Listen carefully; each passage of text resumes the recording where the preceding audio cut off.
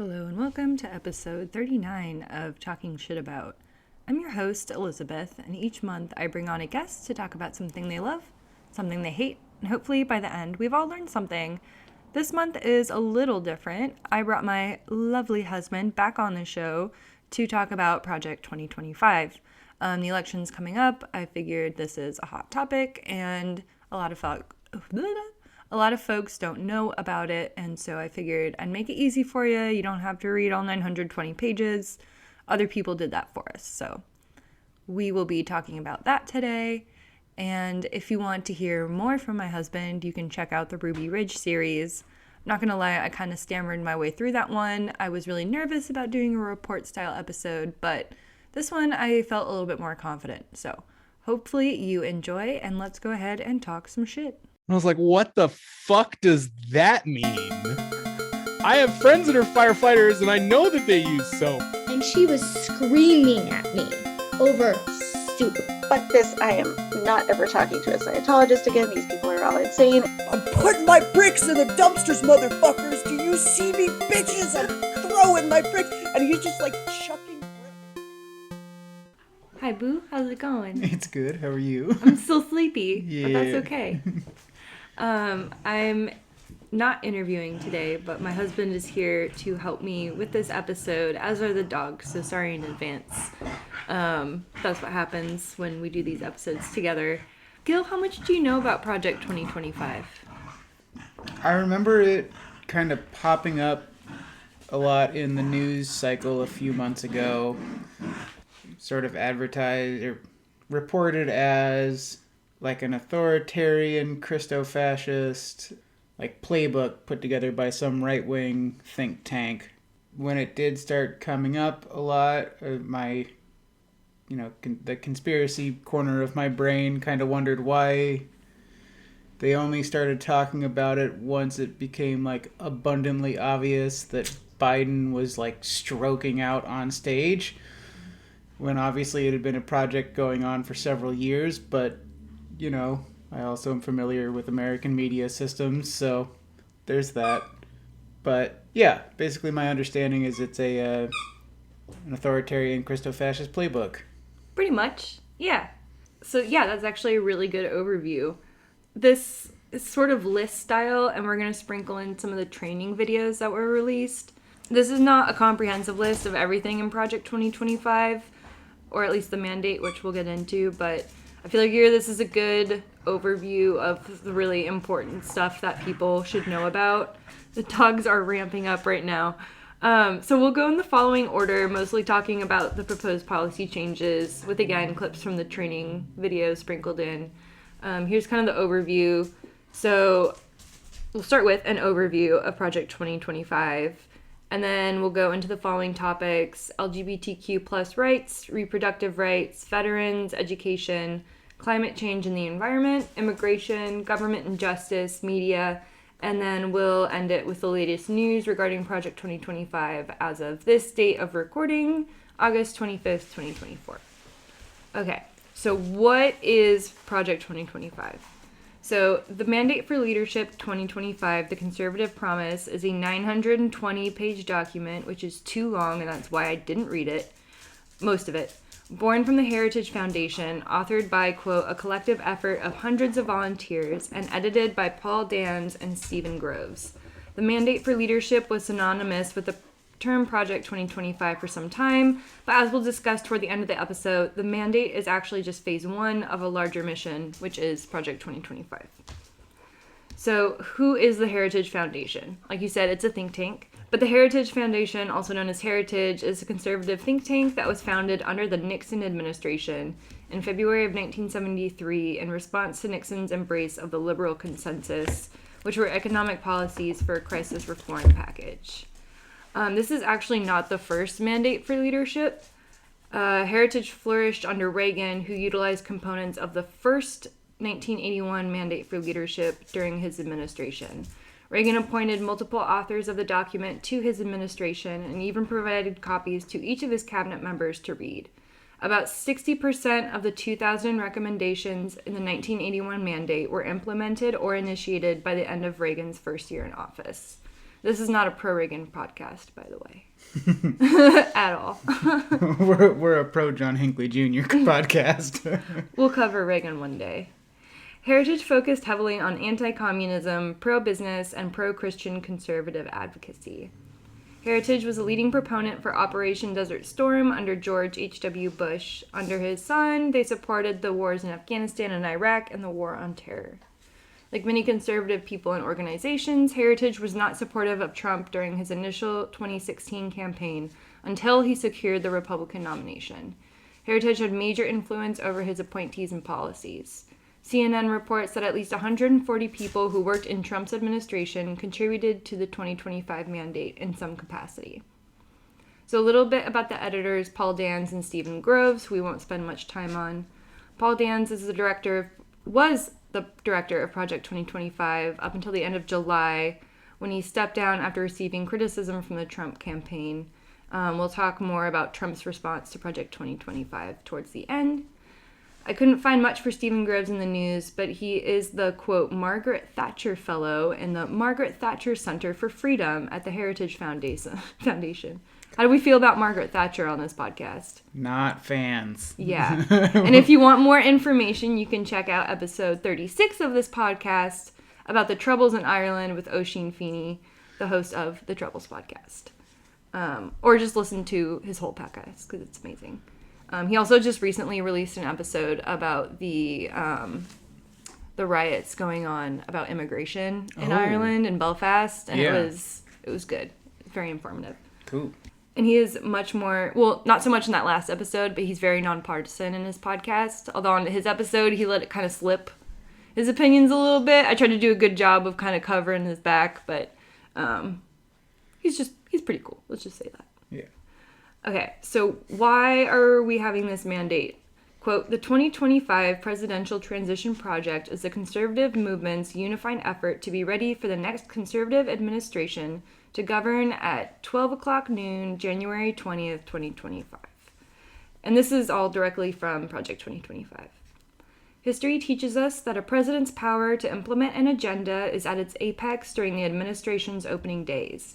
To execute requires a well-conceived, coordinated, unified plan and a trained and committed cadre of personnel to implement it. For conservatives to have a fighting chance to take on the administrative state and reform our federal government, the work must start now. The entirety of this effort is to support the next conservative president, whoever he or she may be. Isn't that progressive? Oh, so progressive. In the winter of 1980, the fledgling Heritage Foundation handed to President-elect Ronald Reagan the inaugural mandate for leadership. This collective work by conservative thought leaders and former government hands, most of whom were not part of Heritage, set out policy prescriptions, agency by agency, for the incoming president. The book literally put the conservative movement and Reagan on the same page, and the revolution that followed might never have been, save for this band of committed and volunteer activists.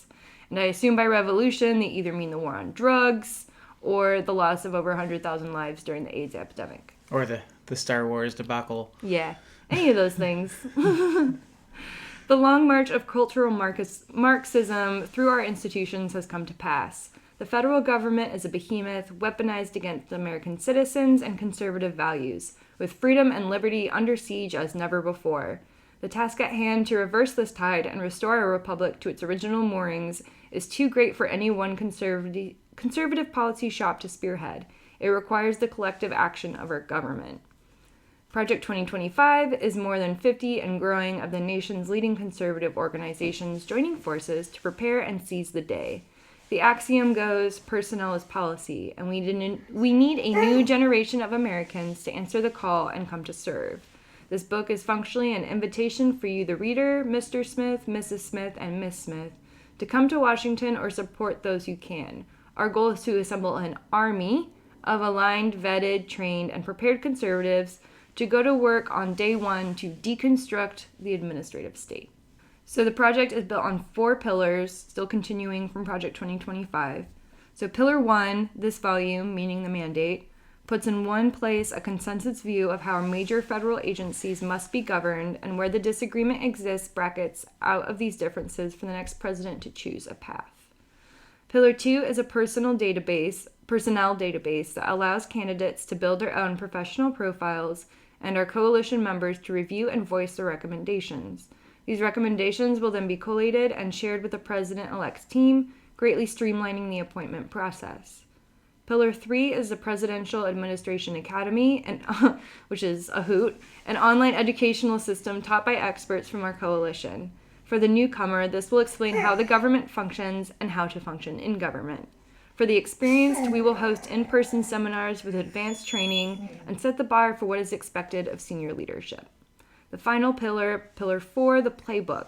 We are forming agency teams and drafting transition plans to move out upon the president's utterance of "So help me God."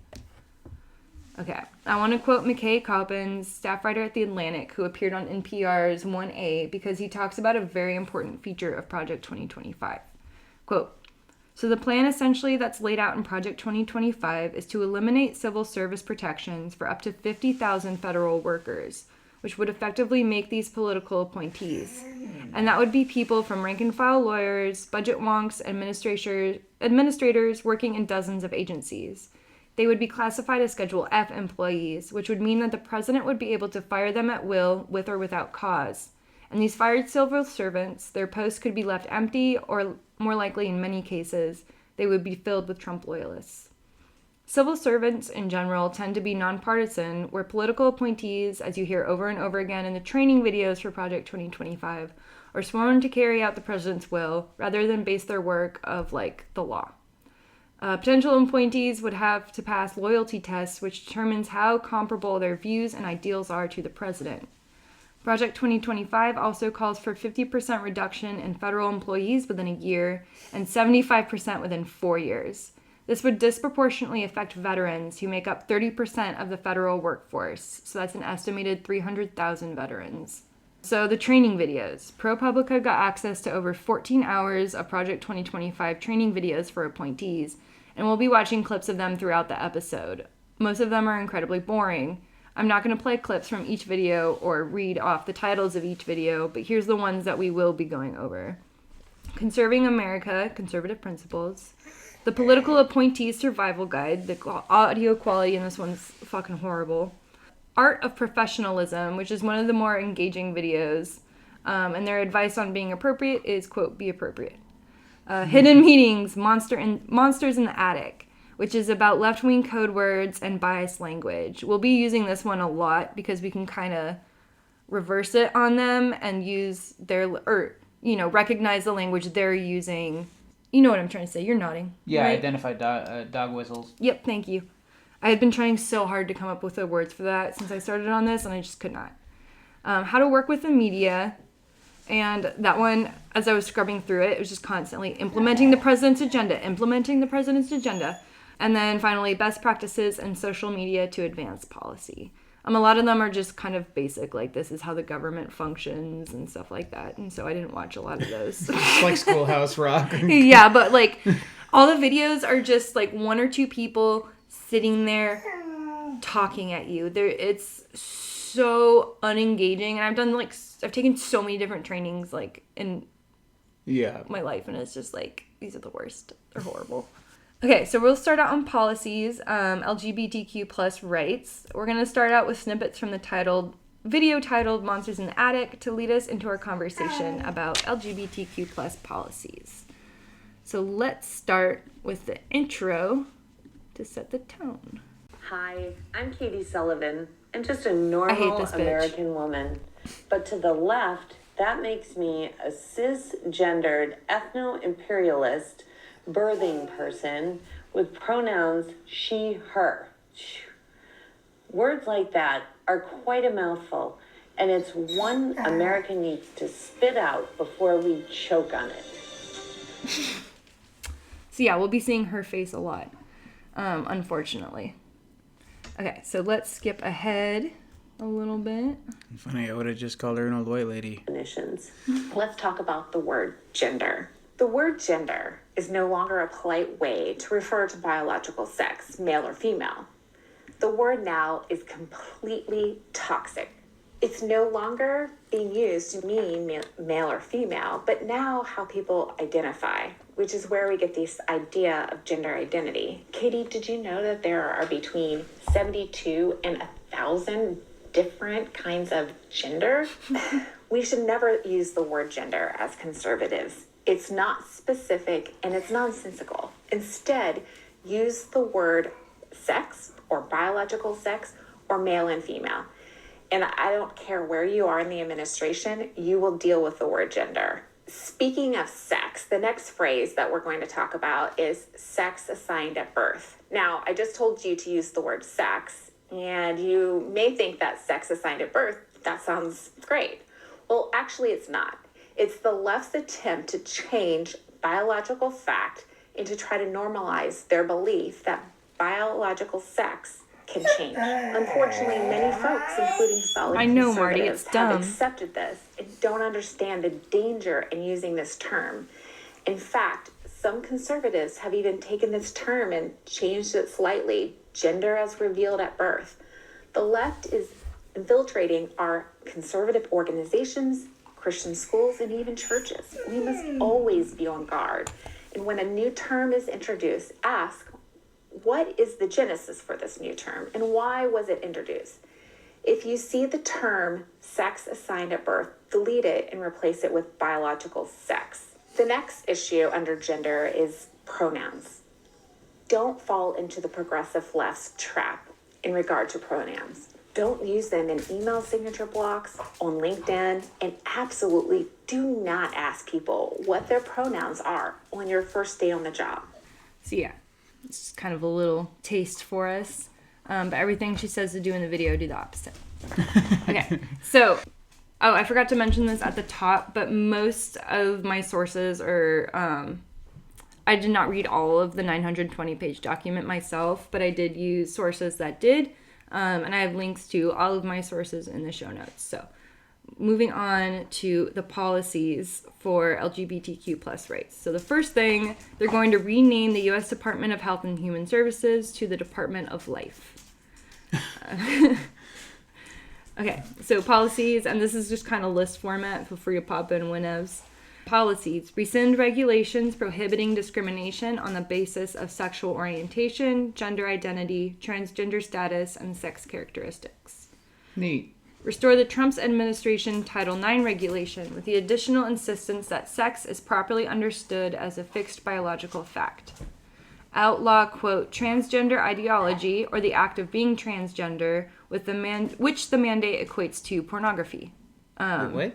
Yeah, it says transgender, quote, ideologies it's equal to pornography, which is going to be prohibited as well. Yeah, so they can keep it out of schools because it's called porn instead of just general discussion about the world around you. Yeah.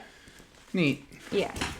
To quote the earlier Monsters in the Attic video, the idea that gender is fluid is evil, and it is a major initiative of the Biden administration. Continuing, cut federal funding to gender-affirming care for children and adults and allow healthcare workers to opt out of performing such care if they object to it. The project describes gender-affirming care as, quote, social contagion. Okay. Yeah. Cut federal I already said that. Immediately halt CDC collection data on gender identity as it, quote, legitimizes the unscientific notion that men can become women and vice versa. And fund studies into the short-term and long-term negative effects of gender-affirming care. There's been a lot of studies on that, and there aren't really that many negative effects. Pretty much. In fact, it's almost universally positive. Yeah. Yep. There's a difference between, it's not scientific, and the science doesn't say what I want it to say. Enact policies which encourage marriage, work, motherhood, fatherhood, and nuclear families. Got to make sure there's still worker bees down the line. Revoke the ability for transgender Americans to serve in the military. Restrict access for veterans and individuals with health insurance through Medicare to receive gender-affirming care and surgeries. Not allow a public education employee or contractor to use a name to address a student other than the name listed on a student's birth certificate or a pronoun in addressing the student that is different from the student's biological sex, without the written permission of a student's parents or guardians, or at all if it is contrary to the employee's or contractor's religious or moral activities. Okay. So basically, you can dead name kids. You can't use if a kid asks for a name that's different than their birth certificate. So you can't call James Jimmy anymore? That's what it says. Also, like, not to get too hyper-specific and backing up to their obsession with marriage, but say it's a college student who's married and took on the name of their spouse, are they not allowed to use that last name anymore? Because that's a name that doesn't match their birth certificate.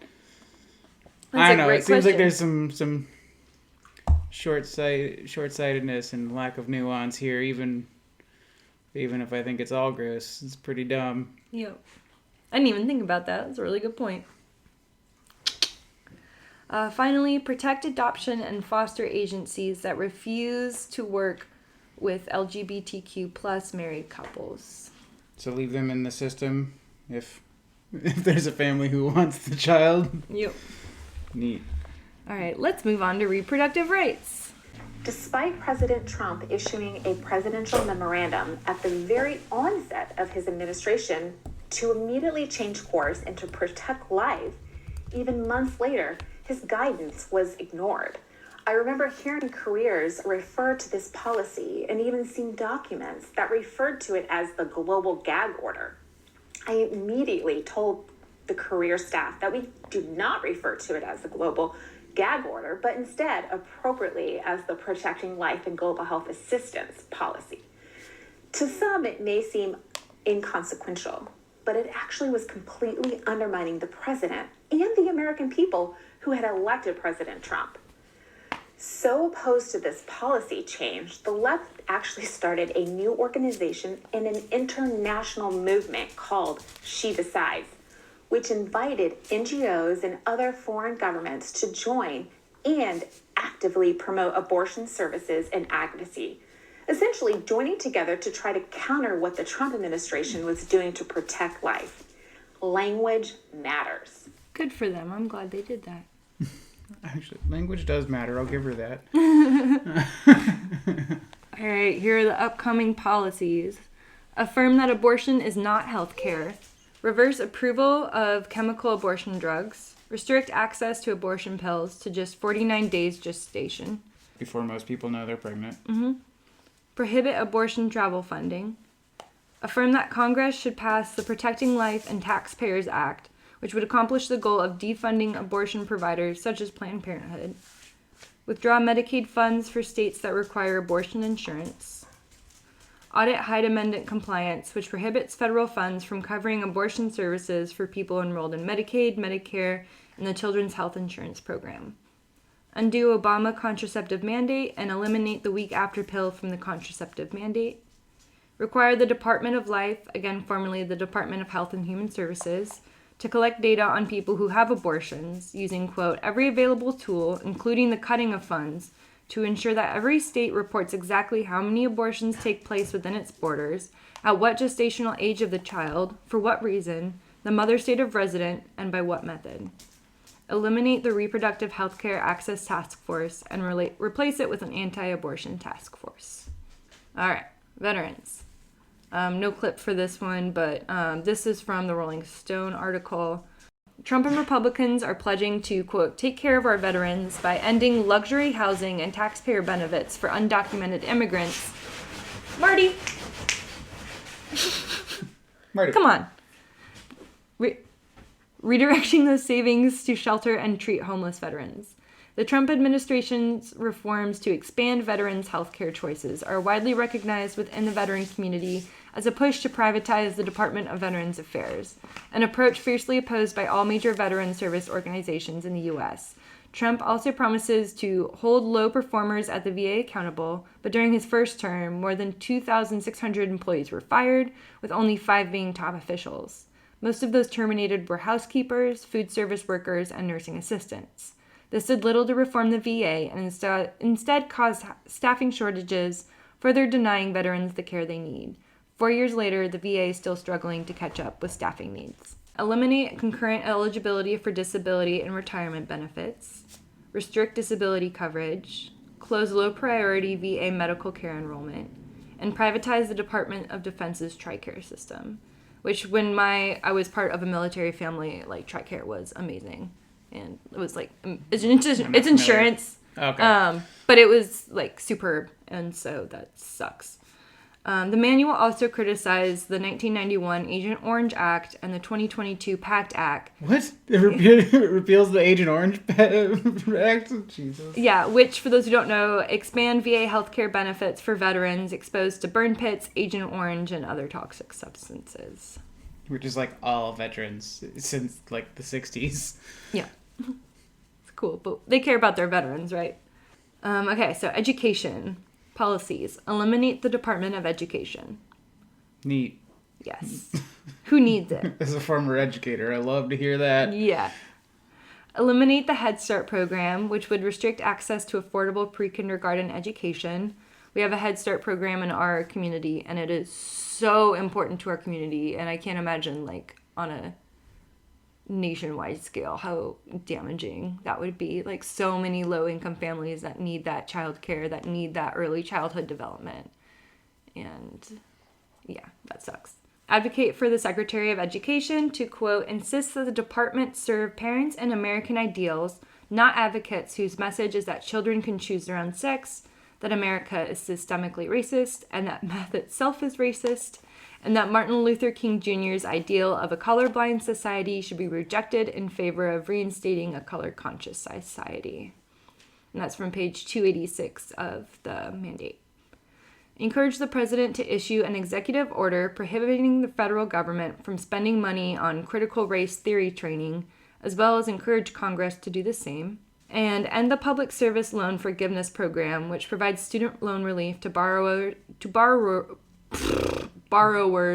who work in federal, state, local, or tribal governments or for a nonprofit organization. Climate change and the environment. Here we go. Rescind all climate policies from its foreign aid programs.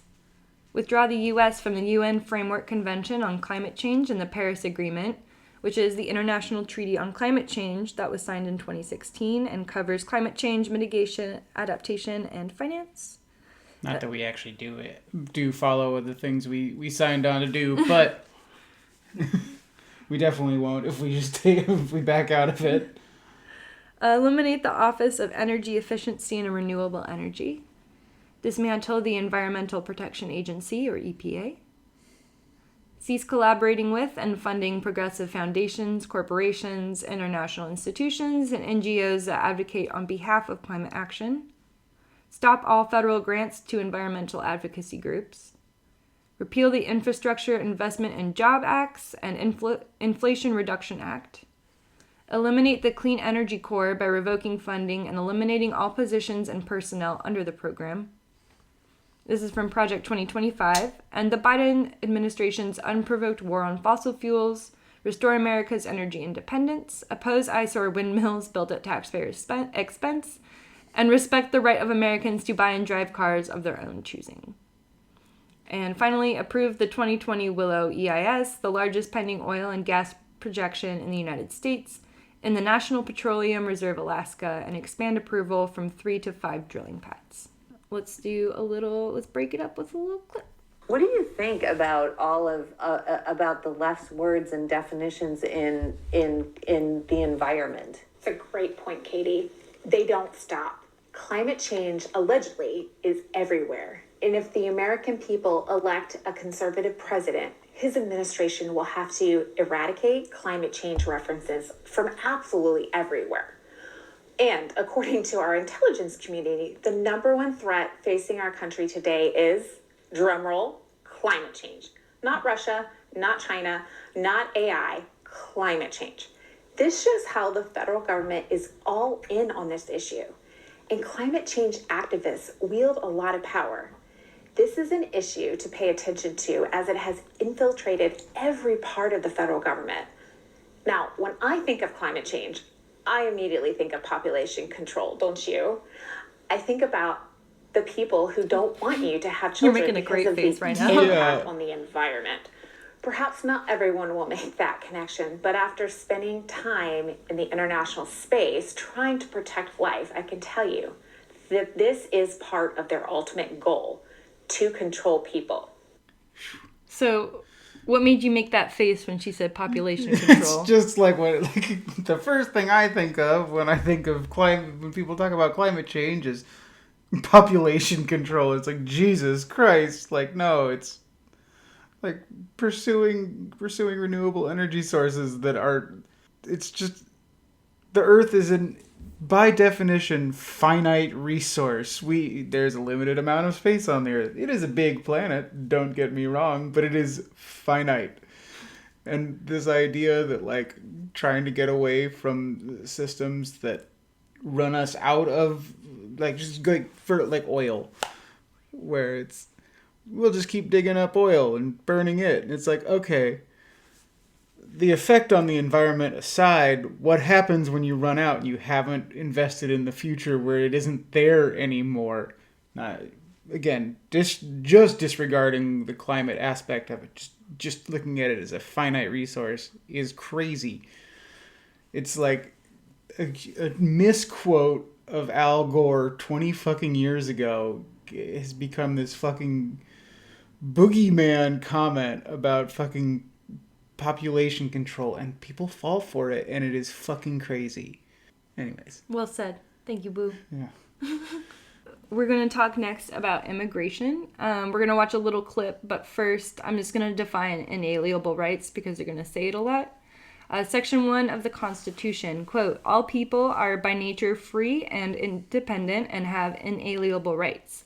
Among these are enjoying and defending life and liberty, acquiring, possessing, and protecting property, and pursuing and obtaining safety, happiness, and privacy. Wait, really quick. They say all people, not all citizens, right? Yep. Cool. Good catch. Language matters. Language We were matters. talking about how the left has co-opted so many words and weaponized so many words when it comes to abortion. And that's something that, political appointees in the next administration are going to have to really look at, this idea that it's a right. There's many phrases that included rights. Oh, this is my favorite clip. Is there other places where rights are used as a catch-all and it means something else? Katie, that's a great question. And in fact, number 3 is human rights. Human rights in border security. So rights. The left is always coming up with new rights. In the Trump administration, we countered human rights with unalienable rights. All right. Well, but human rights and inalienable rights are the same. You'd think. Okay, let's go on to the policies. This is super fun. Okay, seal the border and implement mandatory appropriation for border wall system infrastructure.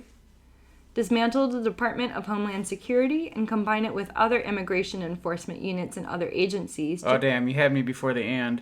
To create a larger and more powerful border policing operation. Oh, yeah, no, you definitely lost me. Yeah. Eliminate T and U visas so that victimization is no longer a basis for immigration benefit. Even so that the means things they're falling victim to are the direct result of our own fucking meddling in the global south, but never mind. Yep, so that's fleeing violence or other crimes. Repeal the diversity lottery visa, which makes a limited number of immigrant visas available every year to people meeting certain eligibility requirements, like being a citizen of a country with low immigration rate to the United States. Is that actually one of the rules? Well, not that many people come from there, so why not? Yeah, I guess so. End chain migration and focus on the nuclear family. For those who don't know, chain migration is a process in which initial movements of migrants lead to further movements from the same area to the same area. Reform the existing visa program to replace it with a system to award visas only to the best and brightest. Best and whitest, I'm assuming they mean. Yeah, it rhymes, so it's right. Add a citizenship question to the U.S. Census. Issue guidance to all U.S. attorneys emphasizing the importance of prosecuting immigration offenses and immigration-related offenses. All right, we're making progress.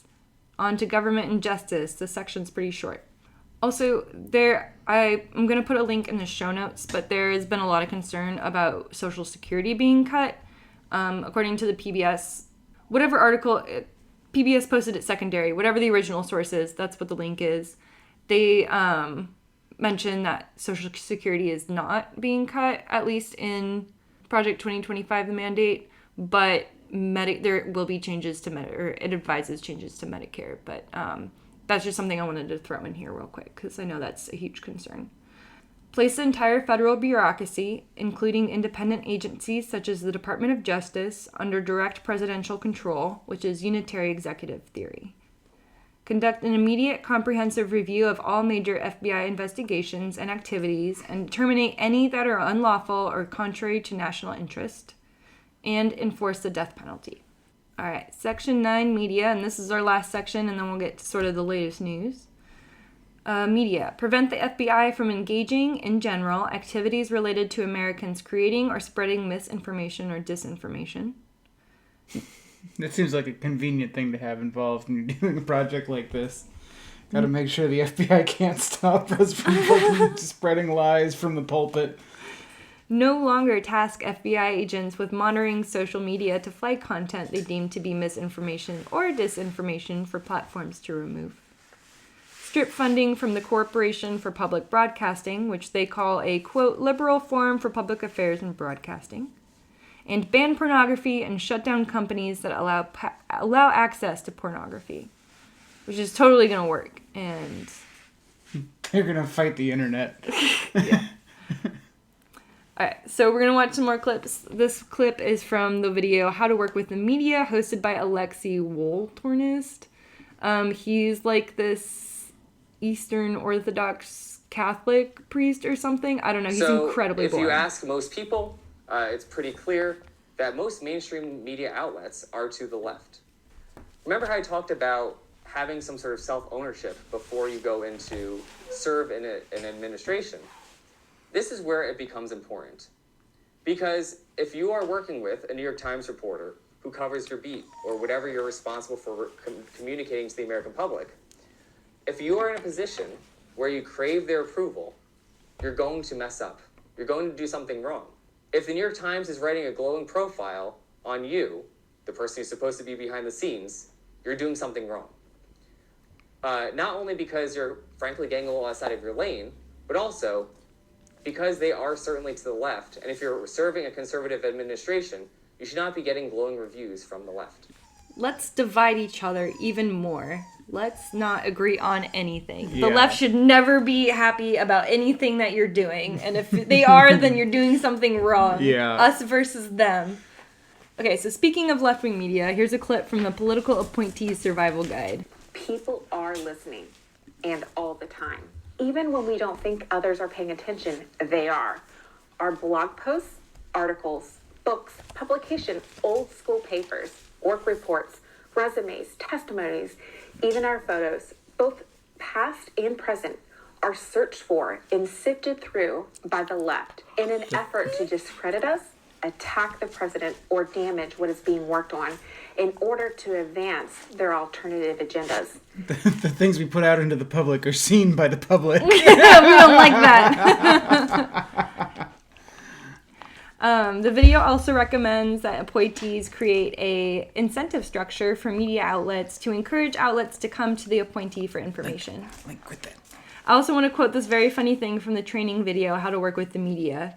There's some text headlined self-ownership, and the bullet points are as follows. Do not seek approval from the media.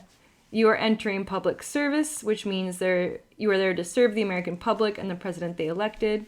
Your job is to implement the president's agenda and disseminate information to the public. Done right, you will give more than you get back. And the funniest thing, don't take the job in hopes of securing a high-profile job after, because you are in a conservative administration, and that means no one will like you afterwards. Yeah. This is what they say in the video, which is fucking hilarious. People find us to be miserable. We should be in control. Oh, dogs. Okay, Linky, off. Guys, you're being so good. We're almost done, guys. There's another video, which is best practices in social media to advance policy, which is pretty boring, and it doesn't say anything about giving Trump access to Twitter. All right, we're wrapping up here. This is sort of the latest updates on Project 2025. A journalist from the Center for Climate Reporting interviewed Russell Vought. I listened to it and I can't remember. Where is it again? Oh, it's Russell Vought. Vote. It's Vote. That's right, because it's kind of ironic. He interviewed Russell Vogt undercover. Vogt is the co-author of the second phase of Project 2025, phase 1 being the Mandate for Leadership document. Vogt is a professed Christian nationalist and president and founder of the think tank Center for Renewing America. He describes his think tank as, quote, an organization that I helped turn into the Death Star that is accomplishing all the debates that you are reading about. I want to be the person that crushes the deep state. In the video, They're talking about making a deep state. Yeah. In the video, Vogt says that he and those involved in Project 2025 are getting ready to install their version of the government, as the Center for Renewing America is drafting hundreds of executive orders, regulations, and memos, as well as creating, quote, shadow agencies. Mass deportation and barring non-Christian citizenship into the United States are some of the proposed policies. In the video, Vogt claims Trump has blessed Vogt's work despite Trump's public disavowing of Project 2025. Here is what Trump's campaign leaders had to say about Project 2025 in relation to the Trump's presidency. President Trump's campaign has been very clear for over a year that Project 2025 has nothing to do with the campaign, did not speak for the campaign, and should not be associated with the campaign or the president in any way. Campaign. Reports of Project 2025's demise would be greatly welcomed and should serve as notice to anyone or any group trying to misrepresent their influence with President Trump and his campaign. It will not end well for you. The irony being, it's just another example of Trump taking somebody's money and then reneging on his promises. But yeah. Now that you've heard all of that and watched all of that, what do you think? I mean, it's some real right-wing harebrained bullshit. It's about what I expected it to be. Yeah. Yeah. I mean, I still run into like some doubts about how realistic a threat it actually is. Not if it was actually implemented, but that it would be implemented. But yeah, I'm certainly hoping it doesn't happen. Yeah. I don't really know how to end this episode. Like, I guess vote? I don't fucking know. I don't know. Yeah, I mean, it's one of those things. It's like, just we'll bring up just like the very end there, like the VA healthcare stuff. It's like, yeah, you can vote to keep Trump out of office. I don't know. If you live in a state where your vote actually matters, like one of the quote-unquote battleground states, if it'll make you feel better, sure, go for it. But in the end, like, our nation, since the Reagan administration, has operated on just a rotation where conservatives, ultra-conservatives, because they're all conservatives, red and blue, they're all conservatives. But when the ultra-conservatives get in, they make things real bad and fuck everything up. And then the moderate conservatives, i.e. the Democrats, get in, and they just hold the course. And they don't fix anything. Like the VA, I mean, they could have hired people back and fixed the shit. It's pretty easy to, like, hire housekeepers. You offer them a reasonable fucking wage and reliable hours, and they will come to work.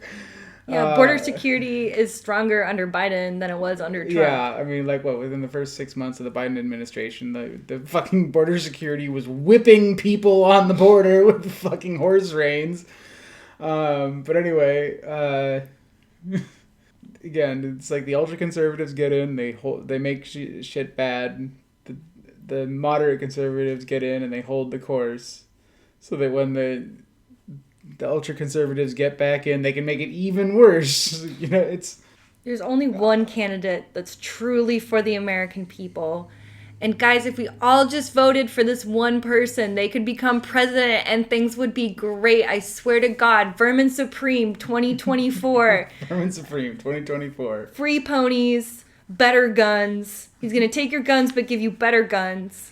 Don't worry about the dental hygiene police. He loves trans people. He loves gay people. He loves everybody that's not a piece of shit. Just remember, the very salivation of our nation is at stake. Yes.